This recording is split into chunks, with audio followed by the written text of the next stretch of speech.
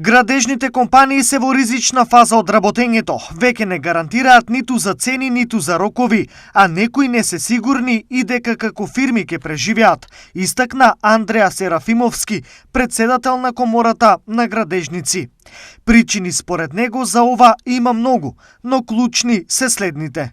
Според наши анализи на неколку групи производи, поскапувањето се движат до 80% за челикот, бетонското железо и арматурата до 30%, до 25% за дрвото, и верката и оплатата до 25%, до 50% синтетички цевки, плочи, геомрежи, геотекстили, до 30% за заштитни предмази, одредени хидроизолации, епоксиди и полиуретански смоли, до 20% за производи од битумени масла и до 30% за производи од сувата градба. Ова се само дел од поскапувањето кои мислиме дека се многу битни во овој момент за градежни. Поради ова, подвлекува Серафимовски, за секторот да остане во живот и функционален, потребна е владина интервенција. Очигледно дека се созреани условите за креирање пакет мерка со кои ќе се убложат негативните ефекти и пред тие да се продолжат.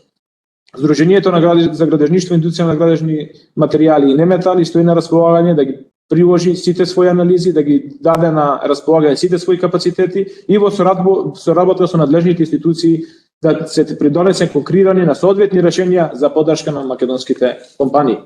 Освен овие, за градежниците е многу важно за нив недела да биде работен ден, бидејќи пандемијата и лошите временски услови на градежништвото му однеле важни денови, велат од Комората.